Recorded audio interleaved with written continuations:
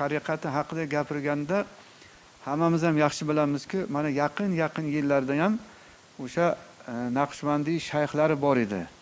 Juda nuroniy, avliyo kishilar va ular doimo mana shu xalqni boshida turib, xalqni din va diyonatga undab, shogirdlarni to'g'ri yo'lga undab, insonlarni doimo saxovatga undab, g'iybatdan, fisq fasoddan, tuhmatdan nari turgan, keyin odamlarga manmanlik bilan qaramagin, manman bo'lmagin, takabbur bo'lmagin, xokisor bo'lgin deb nasihat qilganlarni bilamizda. Mana o'sha Mazub Namangoniy hazratlari. Bitta misol aytadigan bo'lsak, bu kishi mana shu Namangonda o'tgan va juda ulug' avliyo bo'lganlar. Naqshbandiya shayxi bo'lganlar. Bu kishining o'sha kitoblarida ham o'sha pir muridlik odoblari qanday bo'lishi haqida juda ko'p ko'rsatmalar bor. Mana Azimxo'ja Eshona shu Qo'qonda o'tgan, bu kishi ham Naqshbandiy shayxi bo'lganlar. Endi bunaqa diyorimizda o'tgan shayxlar juda ham ko'p. Mana balki sizlar ham yaqin yillarda o'tgan mana shu Naqshbandiy shayxlarimiz va ularning o'sha ulug' ibrat bo'ladigan joylarini, ilmlari, odob, axloqlaridan xabardorsizlar. Shaharimizda Azimxo'ja Eshon o'tgan ekanlar. Yassaviya sulugida bo'lganlar bu kishi. Bir hikmatlari bor. Bandalikning shartidir. Ojizlig'i siniqliq. Sulton bo'lsang olamga hargiz qilma ulug'liq. Ya'ni bu bitta misrayu juda olamga tatiydigan misrada. Inson kibrdan saqlanish kerakda. Kibriyolik Allohning o'ziga xos. Inson shu payg'ambarimiz alayhissalom aytganlarki, hashhoshni urug'icha kibri bor odam jannatda hidini ham iskamaydi deganlar. Hashhosh nima? Hashhosh ko'knori. Ko'knorini urug'icha kibri bor odam jannat hidini iskamaydi deganlar. Bu mana bu tariqatlar hammasi mana shu insonni qalbiy poklikka erishtirib, shunaqa kibrdan, riyodan uzoqlashtiradigan vositalar bular hammasi. Avvalo hamma tariqatlarda o'zagi payg'ambarimiz alayhissalomga borib taqaladida, to'g'rimi? Keyin mana bu Hazrati Bahodir Naqshbandiy bobomiz ham Uvaysi bo'lgan ekanlar. Ham Uvaysi bo'lgan, ham endi haligi Said Amir Qilolli u kishi xalifasi bo'lganlar. Said Amir Qilolga yillar xizmat qilganlar, keyin shu kishidan irshod olganlar. Va bir vaqt o'zida u kishi Uvaysi ham bo'lganlar. Naqshband kitobida o'sha Abduxoliq G'ijduvoniyga Uvaysi bo'lgan ekanlar-da. Abduxoliq G'ijduvoniy ruhoniyatdan bu kishi tarbiya topganlar. Shu jihatdan u kishi ham Uvaysi, ham o'sha zohiriy o'sha davrning shayxlaridan. Maqomoti Shohi Naqshbandda shu keladi. Mana lekin mana podshomiz ham mana Umarxon Jannat makon tarixda shoirlik bilan, adolat bilan nom qoldirdilar. Nodira begim mana onaxonimiz, shunga o'xshagan tarixda nomi qolgan odamlar borki, hammasi ahli tariqat bo'lgan. Nimaga? Mana shu tariqat tufayli ko'ngil pokligiga erishib, mana shunaqa darajalarni topishgan, bizga ma'naviy oziqalar qoldirib ketishgan. Mana bu yana mana tarixchilardan xabarlar qoldirib ketishgan bizga. Nafaqat Qo'qonda, butun O'rta Osiyoda, Turkistonda qulub ishlatilmas ekan. Bozorlarda ham, omborlarda ham hech qayerda qulub ishlatilmas ekan. Nimagaki? O'g'rini o'zi bo'lmagan. Bu darajaga masalan taraqqiyotda, masalan texnikada, boshqada, orqada bo'lsak ham ma'naviyatda hammadan yuqori bo'lganmiz. O'shaning uchun Turkiston qulub ishlatilmagan mamlakat deyilgan. Butun xalqimiz bilan poklikka erishganmiz. Nima tufayli? Mana shunaqa Naqshbandiya, Yassaviya mana shunaqa tariqat suluklari orqali erkak zoti borki, ayol zoti borki, shunaqa pir murshidlarga bayat qilmagan odam bo'lmagan ilgari. O'shaning uchun mana shunaqa natijalarga erishilgan. To'g'rimi, domlajon? Xuddi shunday bir narsani shu yerda aytib o'tishimiz kerak. Mana bu Naqshbandiya tariqati haqida juda ko'p kitoblar, risolalar yozilgan. Arabcha, forscha, turkcha boshqa tillarda ham. Endi bu Hazrat Navoiy tilga keltirgan bu Naqshbandiya tariqati aslida o'sha Hazrati Payg'ambarimiz alayhisolatu vassalomdan boshlanadi. Hazrati Payg'ambarimiz alayhisolatu vassalom, keyin Hazrati Abu Bakr Siddiq, Salmon Forsi, Qosim ibn Muhammad, Ja'far Sodiq, Boyazid Bistomi, Abul Hasan Qaraqoni, Abu Ali Formadi, Yusuf Hamadoni, Abduxoliq G'ijduvoniy. Demakki, Naqshbandiya tariqatini silsilasi mana shunday davom etgan. Endi shu o'rinda bir narsani aytmoqchiman. Mana shu Jami Navoiylarga qadar ham mana shu Naqshbandiya tariqati haqida ancha asarlar, risolalar yozilgandi. Mana shunday risolalardan biri Hoji Yusuf Hamadoniyni Odobi tariqat degan risolalari bor. Uni biz forschadan tarjima qilib nashr qilganmiz.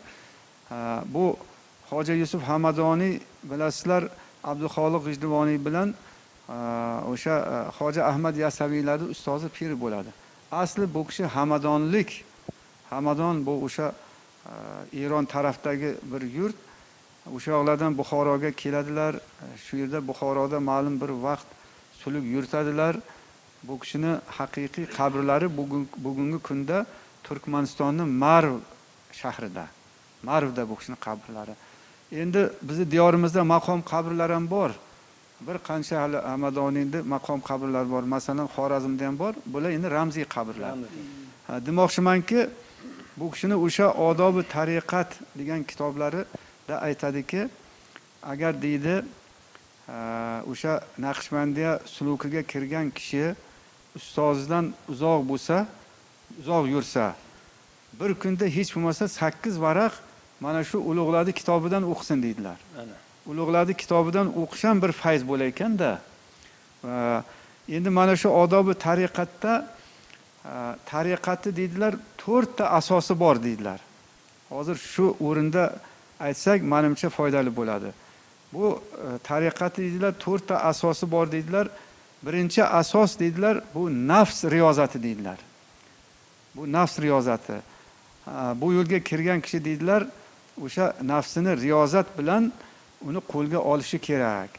Va nafs deydilar, orzu havaslar doirasida emas, ehtiyoj doirasida bo'lishi kerak. Yeyishi, ichishi, kiyinishi o'sha ehtiyoj doirasida bo'lishi kerak deydilar. Chunki domla shatda bitta savol paydo bo'lib qoldi. Masalan, Yusuf Hamadoniy 4 ta xalifalari bo'lgan ekan. Hasan Andoqiy, Abdulloh Barqiy, Abduxoliq G'ijduvoniy, Hoji Ahmad Yassaviy. Endi mana bu hazrati to'ralalari ham shu Yusuf Hamadoniydan irshod olishgan, lekin hazrati Abduxoliq G'ijduvoniy maxfiy sulukka moyil bo'lganlar. Hoji Ahmad Yassaviy Jahriyaga. Shunga bitta piri murshid bir necha suluklarga ham irshod berishi mumkinmi? Xuddi shunday. O'zi tasavvuf tarixida 6 ta, 7 ta tariqatlardan ijozat olgan shayxlar bo'lgan. Endi bu Hoji Ahmad Yassaviyga ham irshod berganlar. Bu kishi endi Yassiga ketganlar, Turkistonning Yassisiga ma'naviy ishora bilan ketganlar va bu kishi o'sha Jahriyaga asoslangan Yassaviya tariqatiga asos solganlar. Bu yerda albatta bu zohiriy haligi ko'rsatmalardan tashqari ruhoniyat olamida ham bularga amr bo'ladi. Amr bo'ladi ruhoniyat olami bilan. Ya'ni bu valilar o'zlaricha xohlagan ishlarni qilishmaydi. Shu uchun Yassaviy hazrat ham o'sha bir ma'naviy ishora olganlar va Yassaviy tariqatiga asos solganlar. Lekin o'sha Hoji Yusuf Hamadoniyni Naqshbandiya tariqatini davomchisi sifatida Hazrati Abduxoliq G'ijduvoniy u kishidan keyin davom ettirdilar. Buxoroning o'sha 7 pirini Alisher Navoiy nimaga Nasoil muhabbatda nomlarini zikr qiladi. Abduxoliq G'ijduvoniy, Hoji Orif Rivgariy, Mahmud Anjir Fag'naviy, Ali Ar-Romitani, Muhammad Bobo Sammosi, Amir Kulol, Hazrati Bahovuddin Naqshband rahmatullohi alayhim ajmain amalar. Endi mana shu Yusuf Hamadoniy hazratlari odobi tariqatda demakki o'sha ustozidan, piridan yiroq bo'lgan odam bir kunda kamida 8 varaq, ya'ni 16 bet avliyolarning kitobidan o'qisin, unga fayz yetib turadi deydilar. Keyin aytadilarki, tariqatni deydilar 4 ta asosi bor deydilar. Birinchi asos o'sha nafs riyozati. Biz aytdik. Demakki, u yeyishi, ichishi hammasi odob doirasida bo'lishi kerak. U hoyu havas doirasida bo'lishi kerak emas. Chunki u nafsga qo'yib bersang, hali hadis sharifda ham borki, bir vodiy oltin bo'lsa, bu nafs shundayki, ikkinchi vodiydagi oltinni ham xohlaydi-da. Buni tuproq to'ldirsin buni ko'zini deydilar. Ya'ni nafsni tabiati shunday yaralgan. Bo'lmasam bir vodiy oltin yetmaydimi bir qisqa umrga? Yo'q. Shu ikkinchi vodiydagi oltin ham meniki bo'lsin deyganda. Ya'ni nafsga qo'yib bersak, xuddi ajdarhodek uni hech havasini chek-chegarasi yo'q ekan. Endi ikkinchisi deydilar, luqma va xirqani pok bo'lishi deydilar. Tariqatning asosi luqma va xirqani pok bo'lishi. Chunki hadis shariflarda ham kelgan ekanki, shariat 10 hissa bo'lsa, uni 9 hissasi luqmai pok, luqmai halol, qolgan hammasi bir hissadan bir hissani tashkil qiladigan ekanlar. Shu uchun ham agar diqqat qilsak, bizni o'sha ulug'larimiz, o'sha shayxlar, avliyolar, ulamolarga qancha nazr niyoz tushishidan qat'iy nazar bir kasb bilan shug'ullangan ular. Hammalarda bir kasb bo'lgan. Shu kasb bilan bola chaqani boqqan, boshqa qilgan, haligi kelgan nazr niyozladi, pulladi, qo'y echkiladi, hammasini xalqqa yedirgan ular. Ihson qilayorgan. Endi uchinchisi mujohada dedilar. Jiddiy jahd qilish. Ya'ni sulh yo'liga kirgan odam jiddiy jahd qilish kerak. Nima bilan jiddiy jahd qilish kerak? Ya'ni shayton bilan, nafs bilan, dunyo havasi bilan, ya'ni dunyo muhabbati bilan. Shular bilan jiddiy jahd qilib, shularga qarshi tura olmasa, agar shulardan g'olib kelmasa, endi agar ular g'olib bo'lsa, bu mag'lub bo'lsa, ish buziladi. Ish rasvo bo'ladi. Shu uchun Allah aytadi-ku, nafs tasavvuf tariqat shundayki, bunga kirdingmi, nafsni ustidan hokim bo'lgan. Agar nafs seni ustingdan hokim bo'lsa, bilginki sen hali hech narsa qilmabsan deydi. Mana shunday. Demak, endi oxirgi asos, 4-asos deydilar, bu zikr deydilar. Zikr va mana shu deydilar, zikr tariqatning eng muhim jihatlardan biri deydilar. Hatto Hamadoniy hazratlari aytgan ekanlarki, garchi riyozatlar, mujohadalar, ibodatlar, bular o'sha yaxshi amallar hammasi bo'lsa-yu, zikr bo'lmasa maqsadga yetib bo'lmaydi degan ekanlar. Zikr valiylikni bilaguzidir degan ekanlar hatto. Demakki, demoqchimanki, mana bugunga qadar o'sha Naqshbandiyya tariqati haqida qancha risolalar yozilgan, turli tillarda bu narsa ancha oldindan aytilib kelingan, oldindan yozib kelingan, oldindan o'sha pirlar o'sha shogirdlariga mana shu tariqatni talablarini, uslublarini, tamoyillarini o'rgatib kelganlar. Endi Naqshbandiyya tariqati haqida gapirganimizda o'sha 11 rasha bor. Ya'ni asosiy 11 ta talablari bor. Buni rashhalar deydi.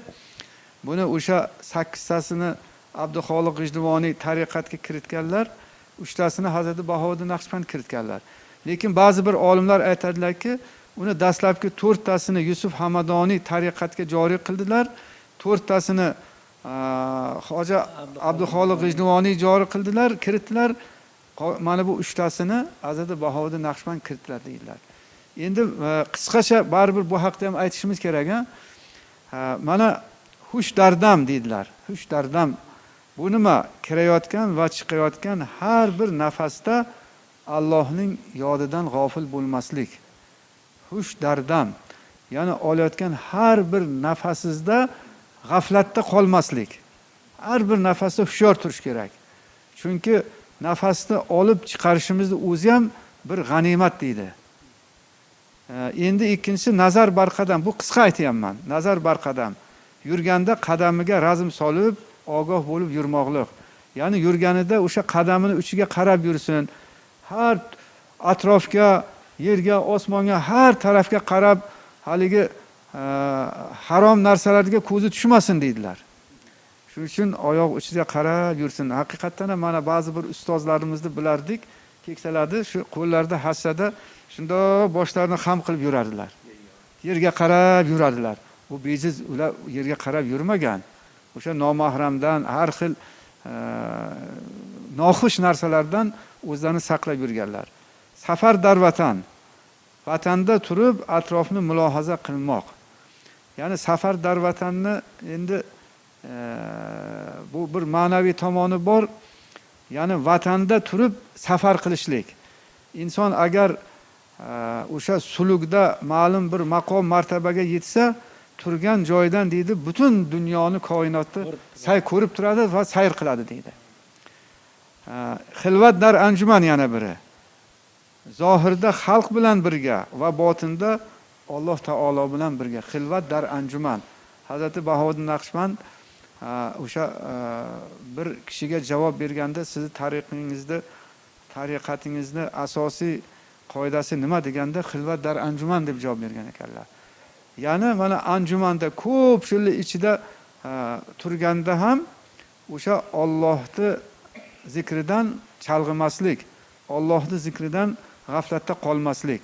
Ya'ni shunaqa malaka hosil qilishlik yo'lini o'rgatar ekan. Xilvat dar anjuman. Endi yodkart, til bilan yo qalb bilan o'sha zikr qilmoq, doimo o'sha Allohni yod qilishlik. Bozgasht, kalima-i tayyibani dilidan o'tkazib turmoq. Ya'ni ilohi anta maqsudi va rizoka matlubi. O'sha zikrdan keyin yo zikrlarda asnosida doimo Allohim maqsadim sensan va seni roziliging mening talabim degan o'sha kalimani aytib turishlik. Nigohdosh, kalima-i tayyibani dilidan o'tkazayotganda xotirani jam qilib turmoq. Ya'ni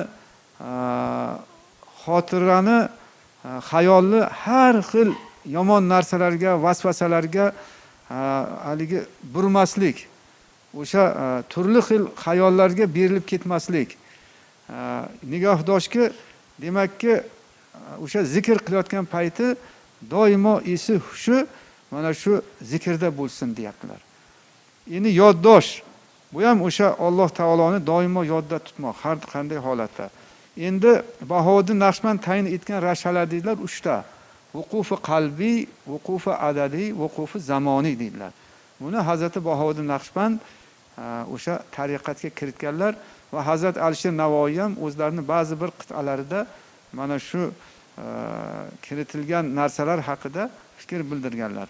Vuqufi zamoniy, o'tkazilayotgan vaqtni doimo mulohaza qilib turmoq. Ya'ni o'tayotgan vaqtdan, zamondan doimo ogoh bo'lib turishlik kerak. Vuqufi adadiy, demak zikr qilayotgan paytda sanoqqa e'tibor berish kerak. Endi vuqufi qalbiy, ya'ni Alloh nomini doimo qalbda tutish, ya'ni qalbdan ogoh bo'lib turish kerak. Mana endi qisqacha aytganda bu o'zi alohida bir kitob bo'ladigan narsalar. Biz alohida kitobimizda Asos va rashhalar degan kitobimizda bu mana shu rashhalar haqida alohida nima berganmiz. Kitobni olganda nima qilamiz? Alohida ma'lumot berganmiz. Kishilar haligi xohlagan kishilar topib o'qishlari mumkin. Chunki Hojagon Naqshbandiyani asoslari, o'ziga yarasha asoslari bor, o'ziga yarasha rashhalari bor. Buni endi qo'shimcha adabiyot sifatida o'rgansak, biz o'sha nimani Naqshbandiyya tariqatining mohiyatini yanada yaxshi bilamiz. Mana asoslar va rashhalar. Mana shunda rashhalar haqida juda keng ma'lumot berilgan. Ya'ni Naqshbandiyya tariqatining rashhalari haqida. Bu endi haligi 7 pir, o'sha Buxorodagi 7 pir haqida ma'lumot berilgan kitob. Chunki Hazrat Navoiy ham bu 7 pir haqida alohida to'xtaladilar. Ayniqsa Hazrati Bahodir Naqshbandni asarlarda katta mehr, katta muhabbat bilan qayta-qayta nomlarini zikr qiladilar. Endi mana bu ham tasavvuf va naqshbandiylik bu kitobda ham o'sha Hazrat Alisher Navoiyning Nasoiy muhabbat kitoblarda keltirilgan o'sha ulug' pirlarni, ulug' ustozlarni tasavvuf haqida, shayxlik haqida, muridlik haqidagi o'sha hamma hikmatli so'zlarini jamlab mana bu kitobda berganmiz. Bu kitoblarni ko'rsatishimiz sababi agar topib o'qisak bizga qo'shimcha bir kerakli ma'lumotlarni beradi deb o'ylayman. Hali 7 pir bir necha marta nashr bo'ldi, ha? 7 pir endi bu bir necha marta nashr bo'ldi. O'zi bu Buxorodagi 7 pir butun dunyoga mashhur. Oltin silsila degan bir silsila bor. Ya'ni Naqshbandiyani oltin silsilasi. Mana shu Naqshbandiyani butun dunyodagi silsilasida bizni O'zbekistondan 11 ta pir kirgan. Demak, Buxorodagi 7 pir, Samarqandda Xo'ja Ahrori Vali, kitobda Darvish Muhammad bilan Xoja Imkanagi, Surxondaryoda Aloddin Attor bilan Muhammad Zohid Baxshivoriy. Mana shu zotlar butun dunyo Naqshbandiya tariqatini silsilalarida kirgan. Shu uchun butun dunyodan kelgan ziyoratchilar shu insonlarni iloji bo'lsa ziyorat qilib ketadi. Demakki bizni diyorimizdan 12 ta. Yoqub Charxiy ham bormi? Mavlono Yoqub Charxiyning o'qishi nimada? O'qishi ham borlarda, o'qishi lekin Tojikistonda. Mavlono Yoqub Charxiy, o'qishi Xo'ja Ahrori Valiyning pirlari. Shu Hazrati Mavlami Hoji Hindistoniyning qabrlari ham shu Mavlono Yoqub Charxiyning yonlarida ekan. Ziyorat qilganlar bordir endi. Xullas kalom, demakki biz bugun bahs yuritayotgan mana shu Naqshbandiya tariqatini o'ziga xos nimalari bor ekan, asoslari bor, rashhalari bor, talablari bor ekan. Bularni biz qancha yaxshi bilsak, Hazrat Navoiyda asarlaridagi o'sha fikrlarni, mazmun mohiyatini shunchalik chuqurroq bilamiz, anglaymiz, idrok qilamiz.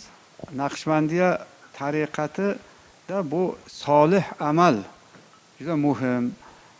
Odob, axloq, saxovat, karam, muruvvat, futuvat, mana bu barcha xislat, fazilatlar Naqshbandiya tariqatiga kiradigan solik uchun juda muhim deb aytdik.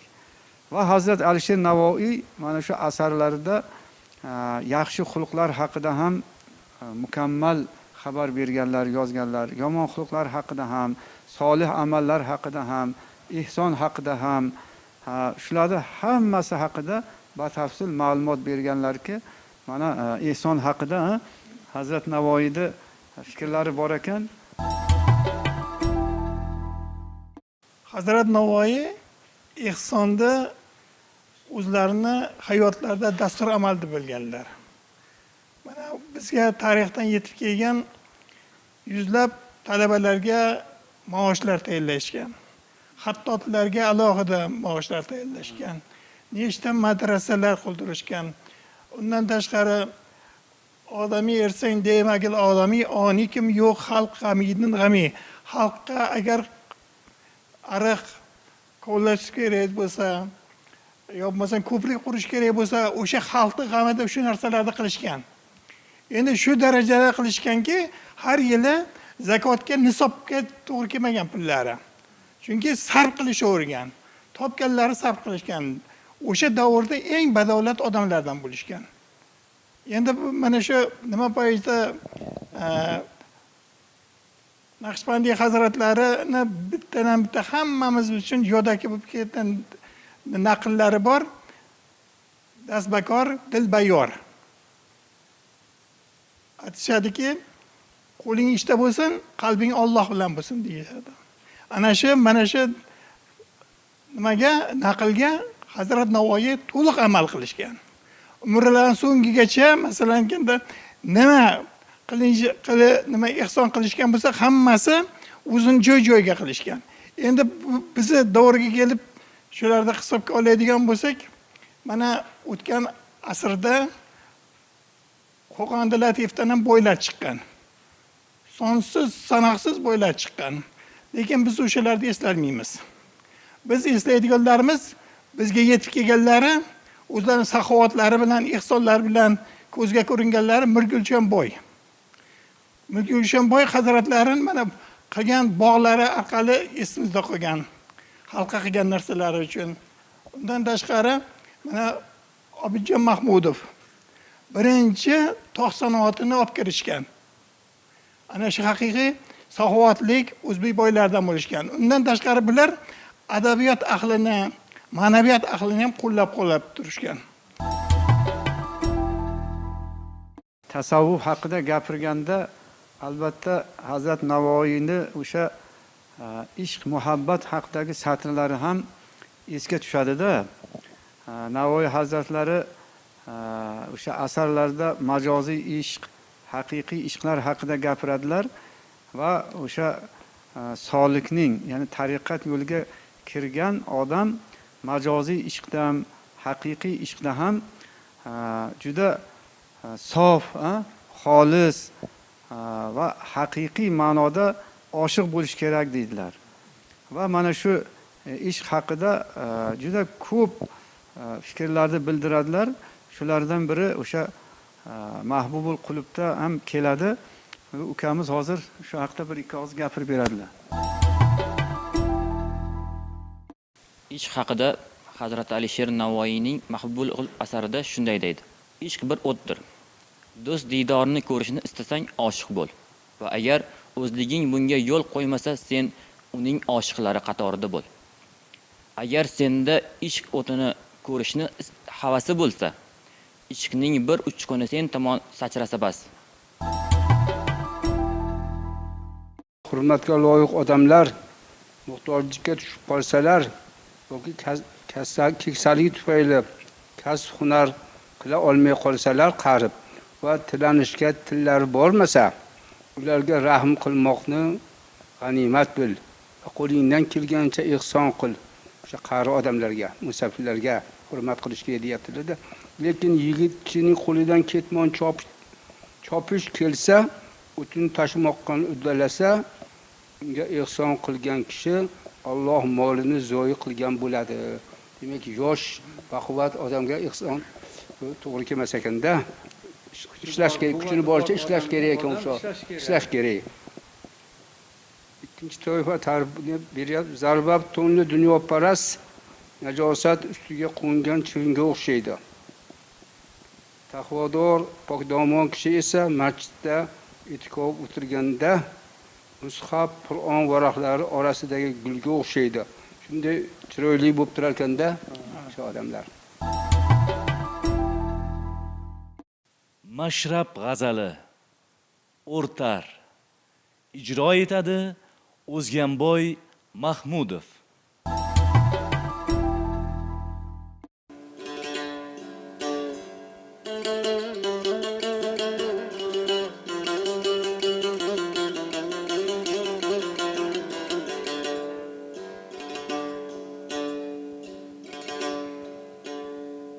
Agar aşığım etsem küp canı cahanırken, agar aşığım etsem küp canı cahanırken, bu işq sırrın beyan etsem Haki ulhanlar Kişiye işq otirdim zar Reise bunu görgen Bulup bir sabr bir fakat Yüreğimde içine Bulup bir sabr bir takat yüreğimde içine alır.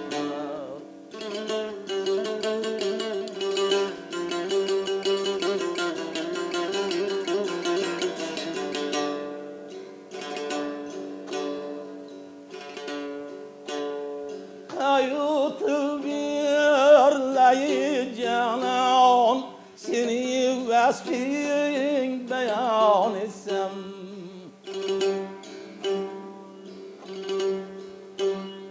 Kayıtıl bir lay canan Seni vasfing beyan etsem Tilim lalı gözüm güyan Süngeklerin kanıtı Tilim lalı gözüm güyan Süngeklerin kanıtı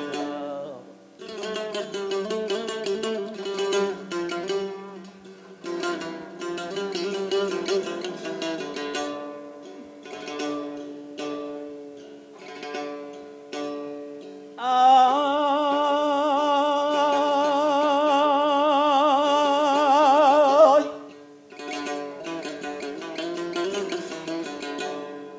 Bu derdinle harap oldum Kelip halimni sürmezsen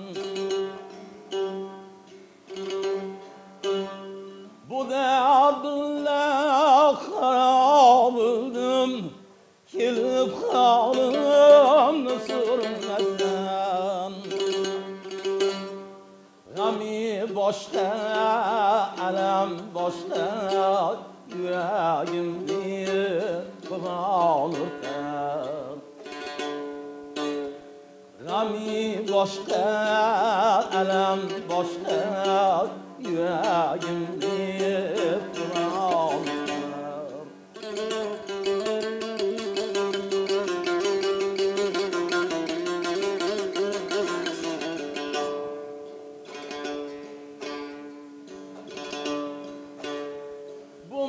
Aşraf derdini cana Hiç kim başıga salma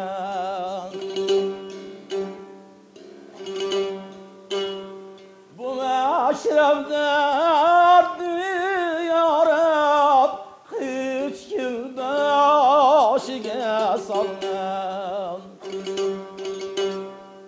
Agar mahşerdan olsam zaminu osmonda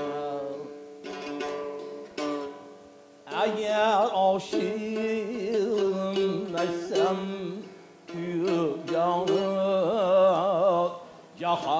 jahon o'rtan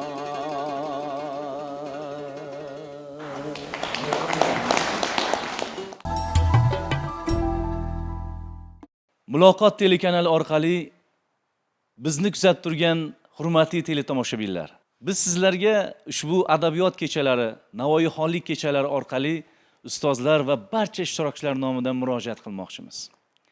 Siz ham farzandlaringiz, nabiralaringiz bilan xonadoningizda kichkina Navoiyxonlik kechalari, adabiyot kechalarini o'tkazsangiz, biz maqsadimizga yetgan bo'lardik.